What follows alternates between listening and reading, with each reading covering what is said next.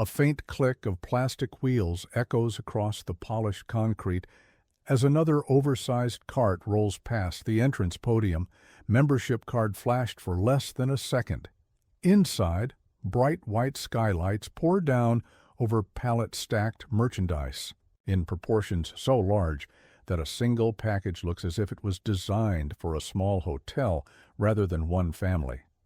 Yet every weekend an estimated 3 million Americans file through doors just like these, convinced that each bulk bargain is padding their household budget. Ask any shopper and the refrain is familiar. I'm saving a fortune at Costco. But peel back the shrink wrap, decode the fine print on a price placard, and talk to analysts who watch warehouse retail like seasoned political reporters, and a more complex picture emerges, one where psychological nudges, coded tags, and carefully engineered loss leaders quietly steer wallets toward totals few members originally planned. Regular numbers on a sign seem innocuous. The last thing frazzled parents study while keeping toddlers from scaling a 50-pound bag of flour, but seasoned insiders scan those digits the way foreign desk correspondents scan diplomatic cables. A price ending in 99 is routine, nothing to see. But a .97 whispers clearance, at least 20% below the preceding shelf price, maybe more. A .00 or 188 often signals that a manager has pulled a lever for one last push before an item vanishes forever, the retail equivalent of a going-out-of-business sale for a single SKU. And then there is the tiny black asterisk in the upper right corner of a shelf tag, a speck most shoppers miss entirely. Translation: stock up now or wave goodbye. Corporate. Planners have decided this product will not return when the pallet empties.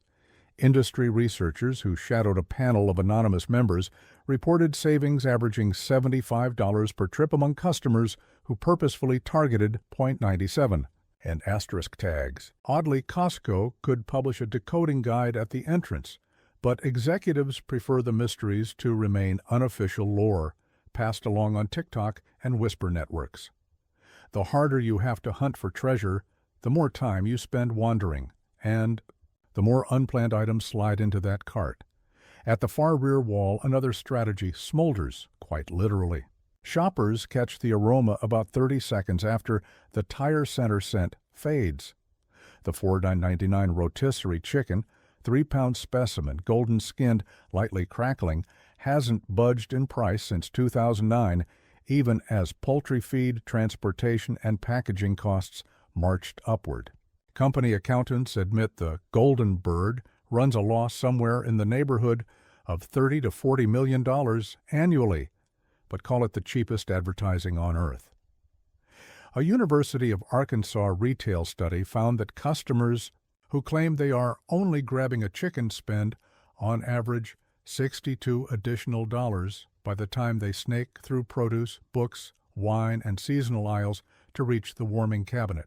When a test store experimented with moving the birds closer to the entrance, the average basket size dropped 15% and managers quietly reversed course within a month. The bird's location is no accident. You must pass temptation. After temptation, each one sized and priced to look irresistible beside a chicken priced, like it's still 2009. Not every household, however, benefits equally from loading 24 packs of muffins and industrial sacks of mandarins. Data from the Bureau of Labor Statistics suggest singles and couples waste 25% of all food they buy. Warehouse customers, whose refrigerators become graveyards for multi-pound produce boxes, push that figure toward 40%. Economists calculating true cost note that discarding half a flat of strawberries means the per-pound cost of those eaten can exceed buying a smaller clamshell at the neighborhood supermarket. Break-even math for the basic $60 membership shows a household of one must spend roughly $3,000 a year just to cancel out the fee. The more expensive executive tier doubles that hurdle. If you are not unloading $5,000 worth of goods annually, or leveraging the 2% reward on big-ticket purchases such as appliances and travel, The upgrade is a net loss. Bulk gasoline, optical prescriptions, and generic pharmaceuticals do tilt the ledger, especially for families who consume them frequently. Yet even those bargains come wrapped in fine print. The gas pumps, which often run 20 cents cheaper than competitors, accept only the co-branded Visa or a debit card. And to get there, most drivers circle the lot in slow-moving queues, burning both time and a few cents of fuel, exactly the calculus corporate analysts predicted. Lines reinforce the perception that the discount must be phenomenal, while the US membership card unlocks entry. It also unlocks something else, a torrent of behavioral data. Every beep at checkout attaches SKU, quantity, price, timestamp, and membership ID into what retail consultants call one of the purest data sets in North American commerce. A former systems engineer revealed that Costco maintains over 500 data fields per active member. The software knows if you lapse for 5 weeks on buying dog food and start loading diapers instead, an excellent clue you just adopted or had a child.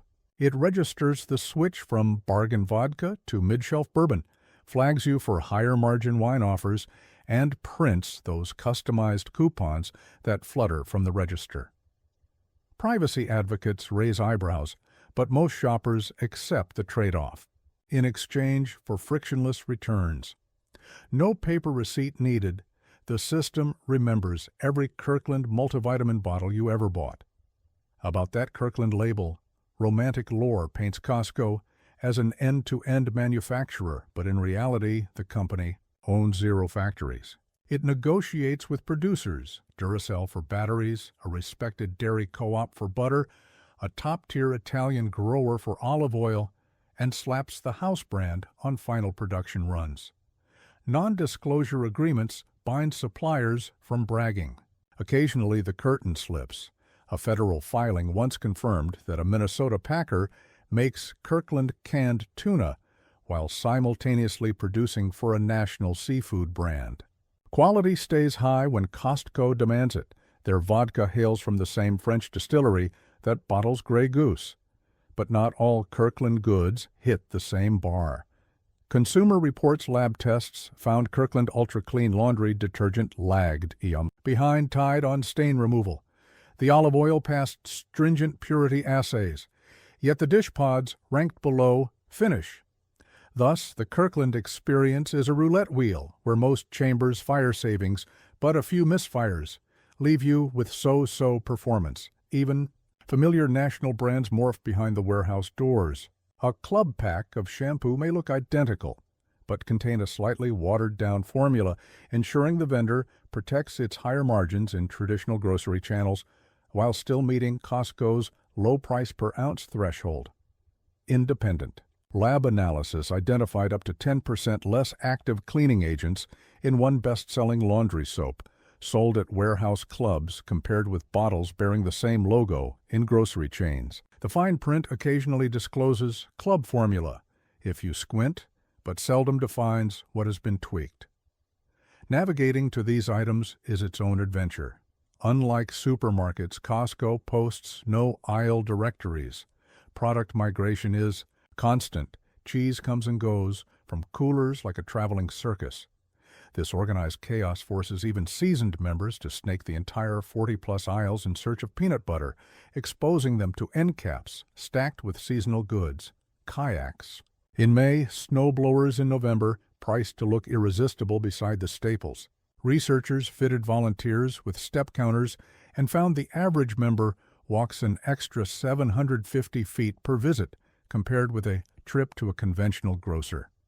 All of that meandering builds the perception of treasure hunt, a psychological driver that keeps people renewing memberships even if they cannot precisely tally annual savings. Smack in the middle of that maze stand the sample tables. The white-jacketed reps aren't just friendly, they're commissioned vendors who pay the warehouse for real estate because the payoff is astronomical. Point-of-sale data shows that a food item sampled on Saturday can spike one-day unit sales. Up to 1,000%, that jalapeno artichoke dip you never considered morphs into a must-have after a toothpick taste. Reciprocity theory, the hardwired human impulse to return a favor, kicks in. The free lunch many members boast about. Costco welcomes it because each nibble is a near guarantee of incremental revenue. Returns, another legendary draw, still outshine most competitors but carry unpublicized limits. Pre-2010, the chain accepted electronics indefinitely until weekend warrior customers started renting five-figure TVs for Super Bowl viewing. Now there's a strict 90-day electronics window. Alcohol, due to state law, is largely non-returnable. Custom bakery orders, tobacco, and certain jewelry pieces require manager approval. Even so, the company still approves an estimated 98% of attempted returns, absorbing losses as marketing goodwill. They can afford it. Breakage, industry slang for unused membership benefits, ensures a portion of the annual fee is pure profit, regardless of how little a member shops. Bulk perishables remain a double-edged sword. That twin pack of sandwich loaves molds faster than a four-person family can finish it. The 30-count eggs may expire before a singles crack carton halfway. Residents of small apartments confess that gallon jugs of ketchup or salad dressing occupy fridge real estate for years, untouched after novelty fades. Food waste researchers peg the average dollar value of perishables discarded by warehouse shoppers at an additional 10 to 17% of grocery spending, eroding any margin gleaned on cheaper shelf price. Freezers help, but require organization. Many households lack. Savvy members plan menus, split flats with neighbors, or focus on non-perishables like canned tomatoes or rice, where bulk truly saves. None of these maneuvers tarnish Costco's popularity. On the contrary, the chain enjoys renewal rates north of 92% in the United States, a figure envied across retail. The hypnotic blend of treasure hunt excitement, data-driven personalization, and the warm glow of bargain triumph creates brand loyalty that keeps parking lots full. Still, an informed customer armed with decoding skills and a clear shopping list can tilt the balance.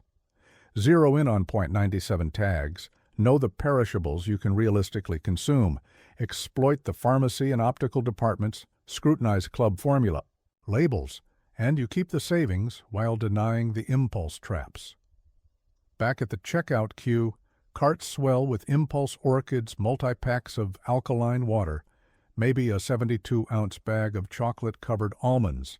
Cashiers ring items at lightning speed, a design feature that limits second-guessing. 1 beep per second, each beep another data point, feeding algorithms fine-tuned to trigger the next layout shift. A receipt longer than your child's forearm spits from the printer, and you roll toward the exit, where a courteous employee scans the paper, glances at your cart, and draws a fluorescent slash. In that brief moment, the warehouse has executed a ballet of psychology, economics, and logistics. But you, armed with the secret tags, the chicken lore, the membership math, and the truth behind Kirkland's many disguises, leave a little wiser and perhaps with a wallet slightly heavier than the marketing teams hoped.